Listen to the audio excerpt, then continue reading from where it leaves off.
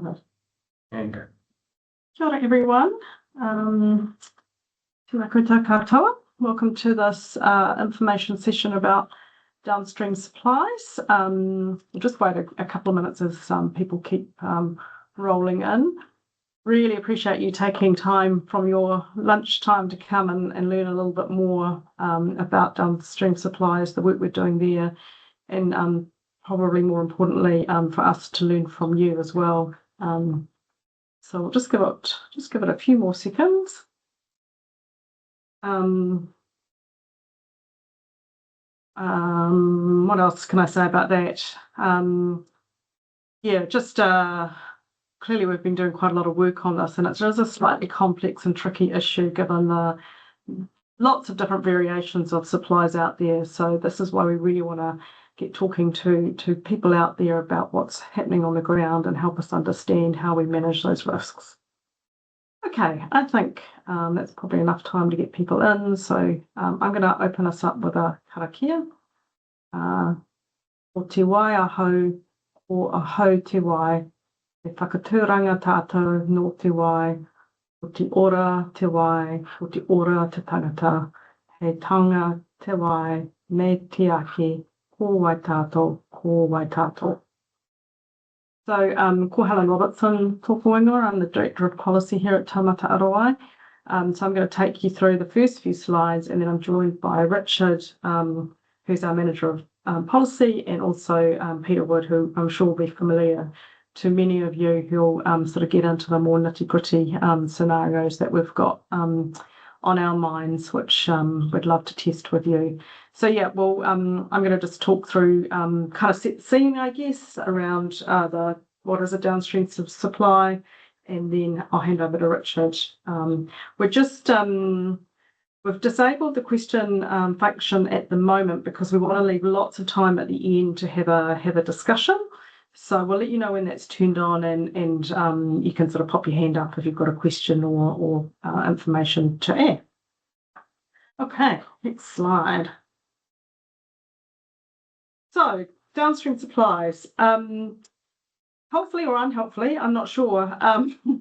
The Water Services Act doesn't define what a downstream supply is, hence why we're here today. And as the legislation was going through Select Committee, they noted that it was an operational issue that we could be left to deal with and define.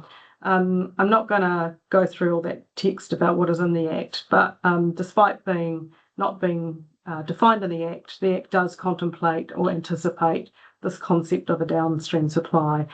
And some of you may be familiar with the term linked supply. We have had a couple of suppliers who've tagged that on hini porako.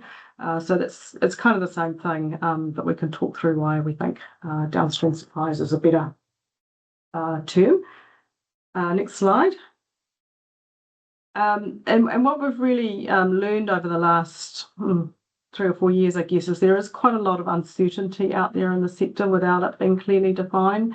So we quite regularly get asked by different kinds of suppliers and non-suppliers really, are they a supply?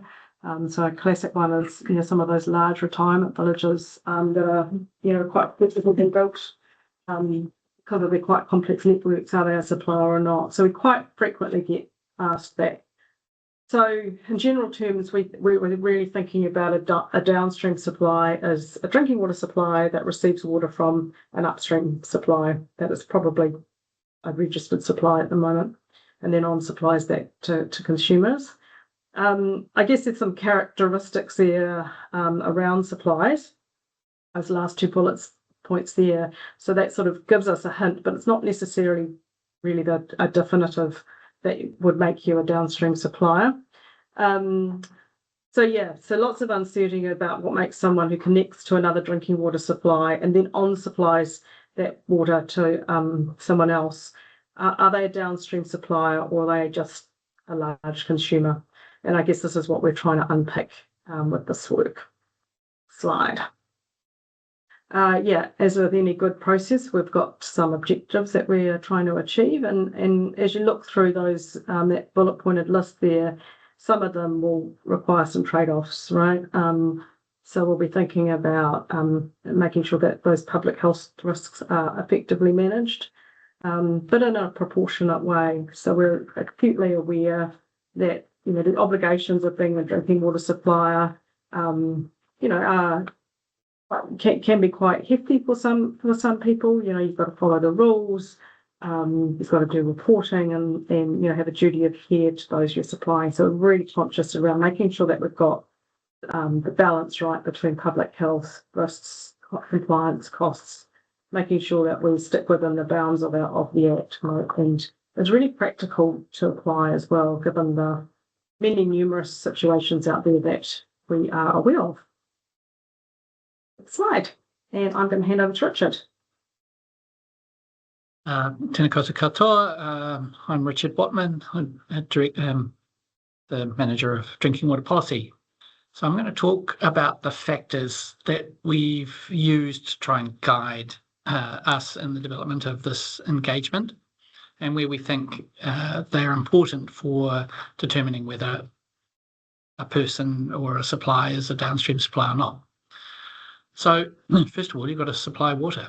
A downstream supply will be receiving drinking water, whether it's treated or untreated, from another supply. So that's critical. Ownership or operation of the infrastructure. The person who owns or operates the downstream supply infrastructure is different to the person who owns or operates the upstream supply. And these two factors are likely to be essential. The third below relates to specific situations. Now, I'd just like to say there may well be situations where the ownership of drinking water infrastructure can be held common by the same entity, but there still would be a downstream supply. So an example might be where a district council owns a mixed-use rural scheme which supplies to a township, and then they're also treating water in that township.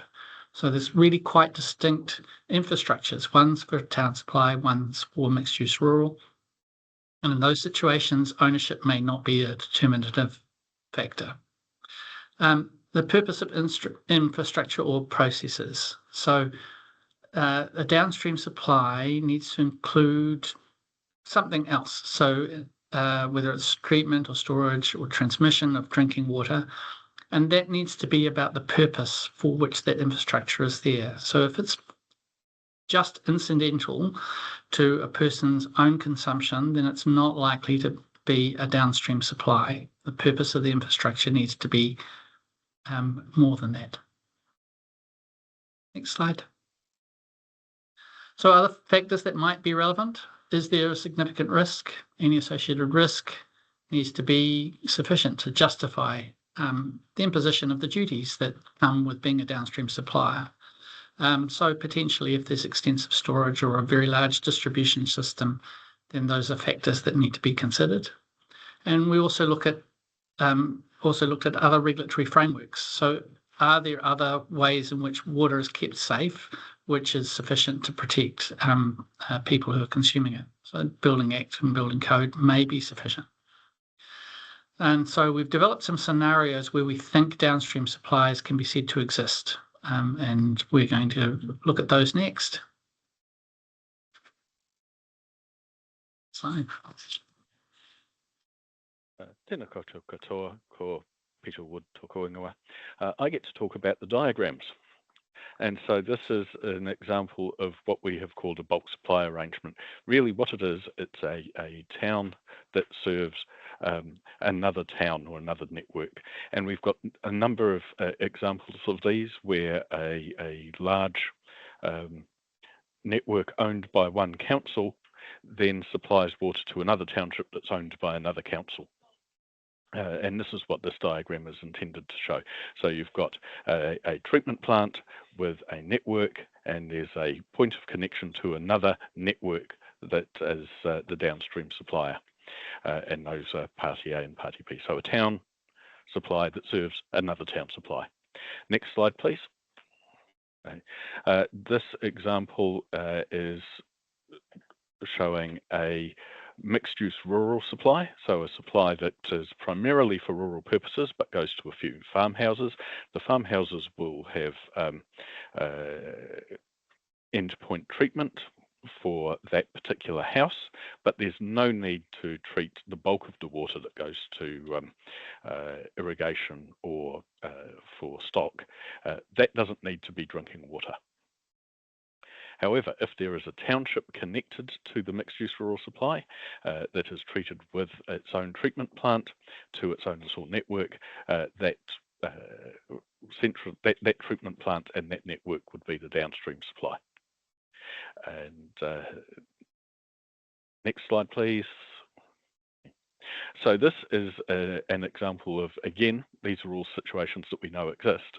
A supply that it might be an industrial site, or it could also be a council township that is then connected to another supply where additional treatment is applied to the water before it's distributed. So we do have some industrial sites that are treated, and then additional treatment is provided for a town, something like fluoridation, for example. And this is where then booster chlorination would be another example. So this is a situation where you've got one supply, a connection, and to another supply. And I think that's my 3 examples. Next slide, please. So in the engagement document, we've asked a bunch of questions, and this is a brief summary of what those are, and these are just there for you to stimulate your thinking for when we get into the discussion part of this webinar. So we'd like your views on whether you think the factors are useful and appropriate, and are there any that we've missed? And we'd like to test with you whether the scenarios we proposed, Peter's diagrams, whether they seem appropriate. And we'd like to hear from you whether there are any issues that you can see in terms of applying these things in practice. So do you have bulk supply arrangements? What do they look like? Do you have additional treatment? And do you think these things are important and useful for determining whether you would be a downstream supplier or not? And then also we'd like to know whether if we come forward with a definition which produces greater clarity, are those scenarios, factors likely to create any challenges for you? And if so, what would they be? Okay, next slide. These things haven't been thought of just in isolation. We did go through a fairly extensive process of trying to think of other situations where, or other ways in which we could manage the definition of downstream. And these are the ones that we touched on. I won't go through them in detail, just they are expanded on in the engagement document. Just to note that with the first one, we weren't anticipating that people would just self-assess without any guidance from us. That would definitely be something that we would take on. But in any case, these are the ones that we rejected for the brief reasons given below. Okay, next slide.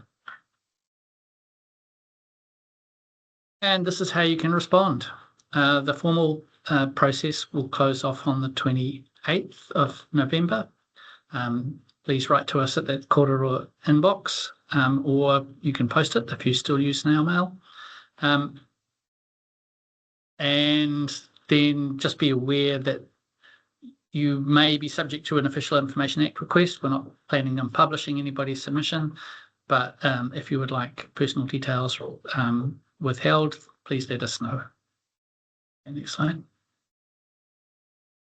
Okay, I think that's back to me, because this would be a really great opportunity to have a little bit of a discussion around what we've presented on, and any just sort of initial thoughts that spring to mind. And it might be good to go back to slide 7, which sort of sets out some of the factors, 7 or 8 maybe, that have guided our thinking. If we could have that to hand, that might be helpful. Okay. And Brett, thank you. You've kicked us off with a question. So we'll start with that one, and then if people want to raise their hand, is that the best way to do it, Andy? I think it is. Yeah, if they raise their hand, and then we can go to them and they can turn their mics and cameras on now. Yeah. Great. So Brett has asked a question, if you haven't seen it there. What happens with a rest home complex? Are they a downstream supplier? Is TA, I suppose it's Territorial Authority, not Taumata Arowai, only supply to a bulk supply point? I suspect it's going to be it depends, but I might hand over to Richard and or Peter to answer that one. Well, I'll offer the first explanation. So the answer is probably no, and that's because in experience those rest home facilities often are held in common ownership. So they may have a license to occupy for the residents, but the property is all owned by a single entity, and usually to the connection or the distribution network is not so vast as to cause us any anxiety. And there may also not be any other things like additional treatment or storage involved. But as Helen said, it kind of depends. It may depend on the absolute scale and may depend on the ownership arrangements. But I'll pass over to Peter if he's got anything to add. I don't have a lot to add. I think the answer, the it depends answer is the right one. And so if you've got if you do have a rest, I'll call it a retirement village, say, where you've got lots of different little villas that are all in separate titles, then that might be a different answer to if you've got one that's all common ownership, or all on one title, for example. It's actually a really complicated area, and it's one of the areas where I think we're really keen to hear what the risks are and what water suppliers think about those complexes. I would add to that we've had questions from a number of rest homes and the Rest Home Association or Retirement Village Association about these questions. And one of the things that, even if we think it's not a downstream supply, that we suggest is that they regularly test their water. If it's a large complex, then it's probably a good idea to do that, even if you don't have an obligation to. Yeah, and I'd just add to that, you've got vulnerable population in something like a retirement village or maybe an early childhood centre or something like that. So absolutely would encourage you to think about any risks, and we will be providing some guidance around downstream suppliers, which even if you're not a downstream supplier, I think you would probably find really helpful. Alex has been waiting very patiently with his hand up, so I'm going to go to Alex Jacobson, and then I see George has got something in the chat. That's right. I sort of wanted to add on to the point of this one, actually. Peter and I are quite familiar with a few of our sites. I'm from Auckland Council, based up in Auckland. We look after all our regional parks across the Auckland region, and we've got a few of these similar downstream supplies where we take off the water care network, but then we bulk store for top-end demand, especially over summer. And it is a risk that we hold as well. Like, we obviously don't have the treatments. One site we've just had to add chlorine dosing just to top up the chlorine network because we're right at the end of the water care network, so it comes off at 0.6. We hold it, and as it gets down to the back end of our regional park, it's down at 0.2, and it's a bit low for us, so we've added in chlorine dosing.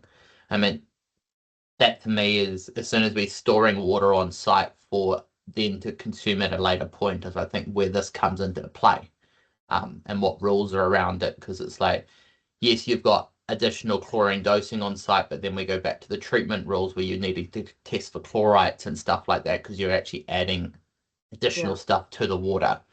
Is something I think we need to consider, because there's not really much rules around that one. Just Yeah. So just a few points that I've been noticing.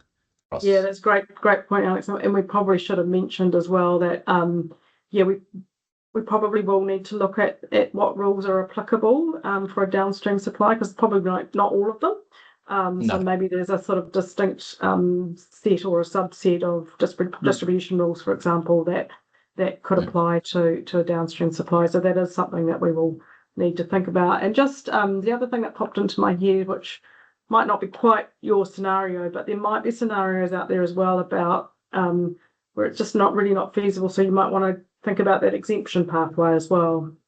So there are different sort of compliance pathways to ponder as well. But that's a great some great observations there. George, you are asking, there are areas with low pressure. If a person entity has a tank with pumping system to pump the water at a higher pressure to users, will that person entity be considered a downstream supplier? That feels technical, so I'm going to ask Peter.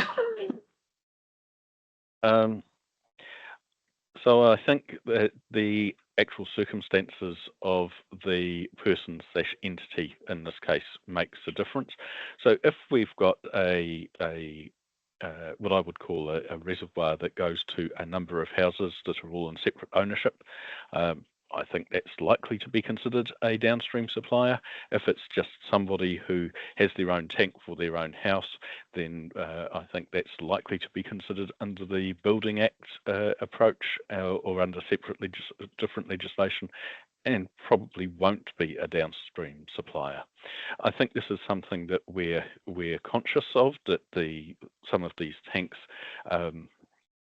are in effect, because they've got air vents and overflows, they become a weak point in the system and perhaps a bit more vulnerable to contamination.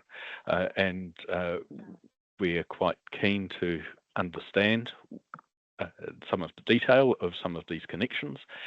We're also conscious that there's a significant risk of unintended capture and a very, very large number then of downstream suppliers that we might not be able to manage, and might have to, there are some decisions that we will have to make. Yeah, and I think that's a good point, Peter. It's like, we're really conscious of needing to draw the line in the right space. Otherwise, we'll suddenly have tens of thousands more drinking water suppliers in our system, which is not really, I think, the intent of our legislation. But equally, drawing the line at the right place so that we've got assurance that where those situations are a bit riskier, there is some interventions in place to minimise that risk. Catherine, hi Catherine, how are you?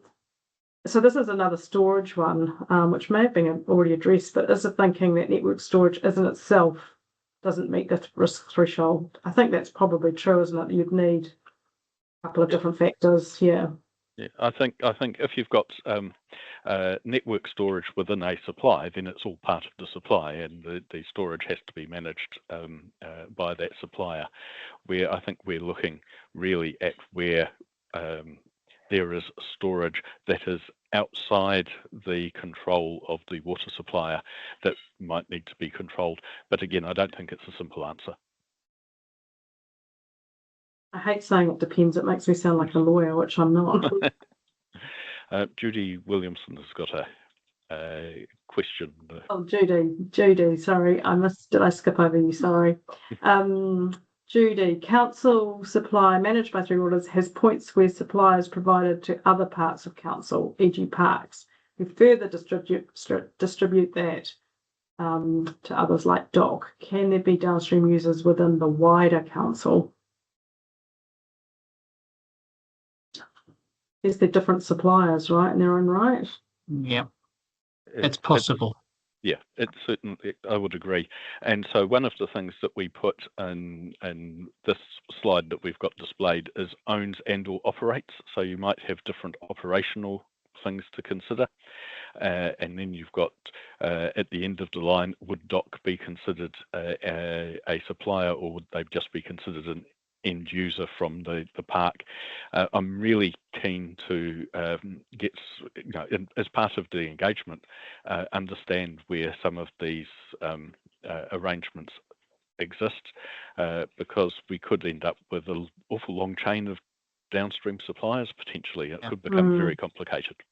Yeah, which probably doesn't really meet our objective of something that's easy and simple to kind of understand and put into practice. So I think that's, yeah, I think just a general comment, if you are submitting or even before then, if you've got scenarios you want to test, please send them through, because that is actually really helpful for us to understand what's happening in practice.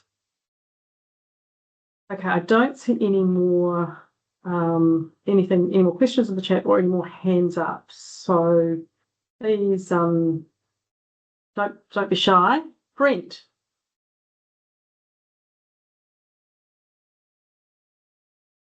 You're on mute, Brent. Yeah. Sorry, just attempting to unmute my computer. And I work for the Port of Tauranga. I've got a number of queries, and I'll really boil it down to one question. So there's a few things here. For example, the documentation is saying that the duties include complying with rules, preparing a drinking water safety plan, and there's a whole lot of other probably quite technical questions I have. The question is, will the Water Services Authority be providing guidance, for example, on what a water safety plan should look like? Will there be examples coming, or are we going to have to go to a consultant to get our heads around all this? No, so we already have a lot of existing guidance and documentation. It's kind of being produced all the time, actually. So and we definitely have something on drinking water safety plans. So I suspect the advice would be check out what we've got first. And we have water services offices around the country. We've got, for example, close to you, we've got an office in Hamilton. So, there's always people willing to help as well, to provide some education around what's needed. And right, because one of the things that ports regularly do is connect water to fishing boats and to ships and cruise ships, and it raises a whole. That's one area where there's a risk of contamination at that connection point, and because of the nature of the way ports are set up, you can't have backflow devices, certainly with our situation, all the way along the wharf face. So again, a lot of this is really technical stuff, and we're really going to dial down to the details. And I have to say, attempted to find out in the past and got nowhere. So we've had to make things up. So again, I'm guessing we'll engage directly with the Water Services Authority. Yeah, and Brent, we've also got an engagement with international ports and airports, of which you're one of those. So we've been communicating with your industry associations to have a separate discussion around international ports and airports because of the particular regulatory arrangements that you guys have with World Health Organization rules, and so we'll be dealing with you guys distinctly and separately. And if it's helpful, like, we're happy to come along and do a slight visit or something as well, or just have a separate meeting with you guys if you want to delve into a little bit more of the detail about how it works on the ground for you guys. So happy to do that. Yeah, a site visit would be a good idea. Okay. Yeah. Cool. Yeah, and you were on our mental list of places that we'd probably like to come to. Because you are an international designated point of entry or something, I suppose, are you? Yeah. Yeah. Yes, I would imagine so. Yes, and I did see that that ports were going to be addressed separately. Yeah. Right. We've got something in the chat here from Michael Hodder. Thanks for the clarification of the council-owned rural water scheme upstream supply is supplying separate to town. Rangatiki, yes, that's a familiar example for us. Thanks, Michael. Yeah, and council wishes to retain its mixed rural schemes and not transfer them out. Yeah. So is there a question in that, Michael, or just giving us the context?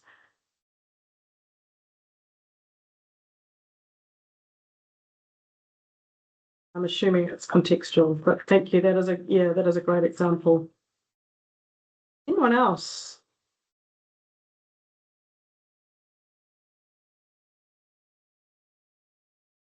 Richard, are there questions you want to pose to the group?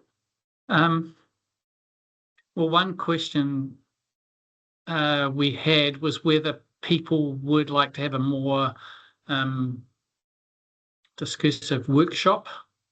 So this, we were presenting information to you, but we can arrange for a workshop where particular issues can be delved into more fully. And of course, if anybody, as Helen said, wants to get in touch with us to ask specific questions, you'd be very welcome, because that also helps us to understand what's going on out there in the world. I guess for me, a question is the practicality. So for people who are mulling the question of whether they're a downstream supplier or are supplying to somebody who might be a downstream supply, what are the things in your mind that cause you pause? You're uncertain about the things that might need clarification in either a definition or in guidance if we are providing it on the particular thing. So anything like that would be really helpful for us to know. So the practical side of it. So I've got a question in the Q&A from Andrew Watson. One moment, let me get to that screen. Andrew, will there be specific engineering requirements at the point of supply to a downstream supply, e.g. backflow preventer? And they already exist, do they, Peter? I'm not sure. Yeah, I think we haven't specified any engineering requirements because we are looking primarily at existing connections, where some of them will, and I suspect some of them won't. It would be quite useful to understand the nature of some of these connections to the downstream supply, whether backflow prevention is a backflow prevention device is normal, whether a storage tank is normal with an air gap arrangement, or whether there are some of these that are direct connections without any of those protections in place. We don't have a good and thorough understanding of all the potential options.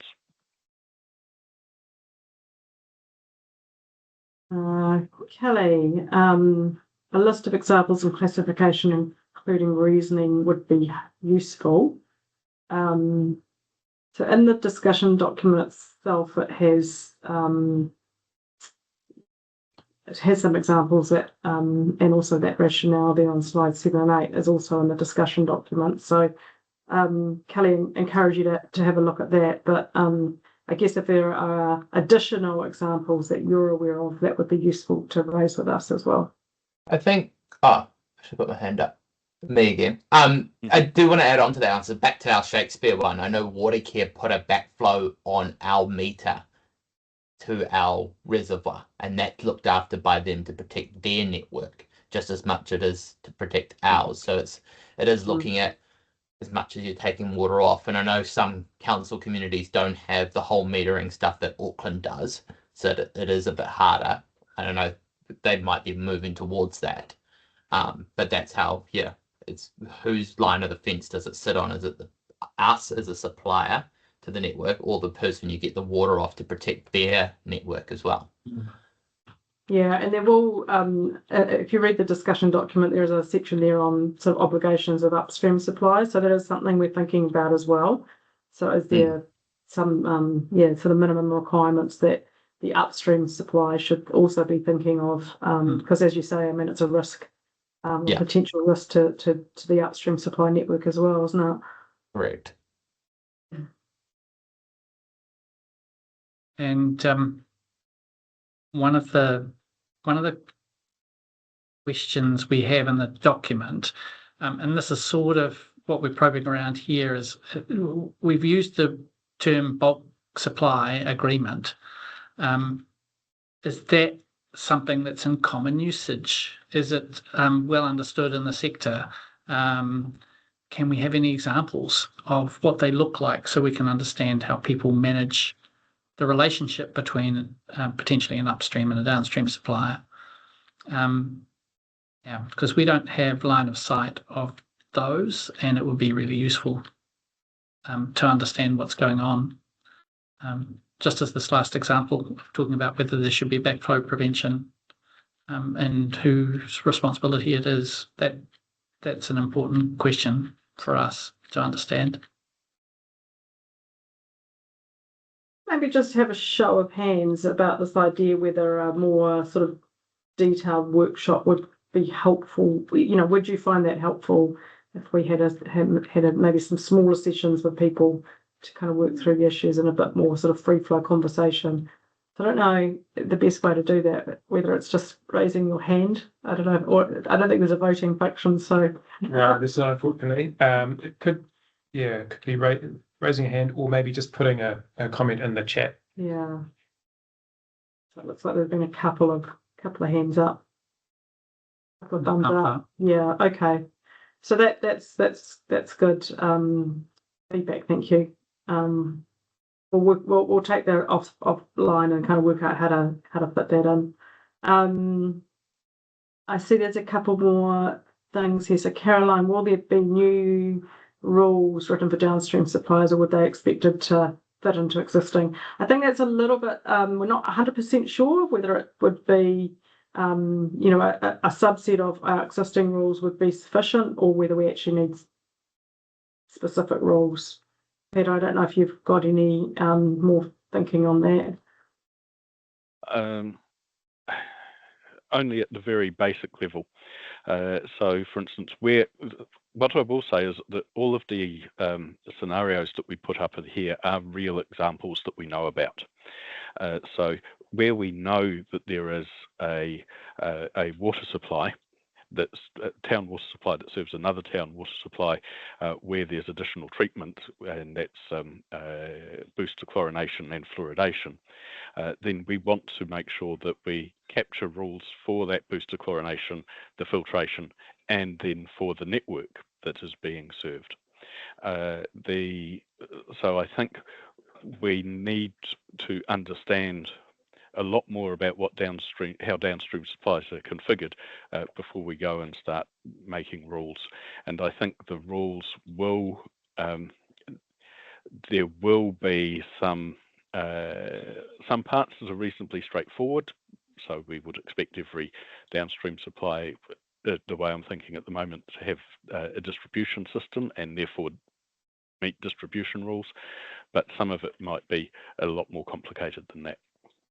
And I just said, when we write rules, we're really thinking about, the risk profile, the proportionality. So those are the sorts of things going through our head and around making sure that the rules aren't overly complicated or over the top for that specific situation, which might have quite a different risk profile to, your water cares, for example. Thanks for the support in the chat around the workshop. So we'll definitely take that on board. And Bridget, you've been very patient with your hand up. Oh, my support was for a more detailed workshop, just to work through water safety plan requirements and the questions you raised. Thank you. Okay.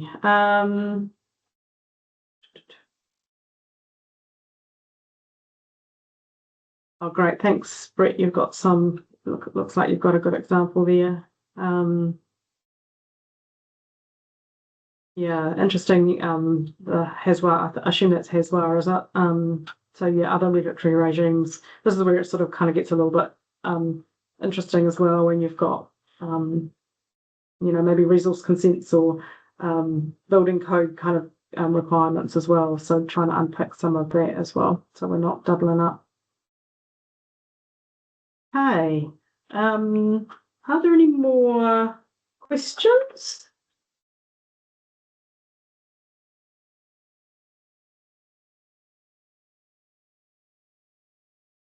Well, you know where we are. So please reach out if you do have questions. We'll get back to you with details around a workshop or a couple of workshops. And if you are a port or any port as well, there is some separate engagement given it's a slightly different scenario. So we will be. I think have we got workshops specifically with or we're still talking with their associations about what the best way to get the information we need with the least cost for them and for us as possible. But we are envisaging site visits, and we have made the offer of workshops. So maybe if you are, if you do want us to have a one-on-one conversation, then just please reach out. Okay, given no more questions, I'm gonna close this up with a karakia and hopefully leave you to have your lunch. So unahia, i te urutapa nui, kia wātia, kia māma tēnākau, te tinana, te wairoa, e te tara tangata, hoi ara rongo, whakare aki ki runga, kia tina, homi e, hui e, tā ki e. Kia ora.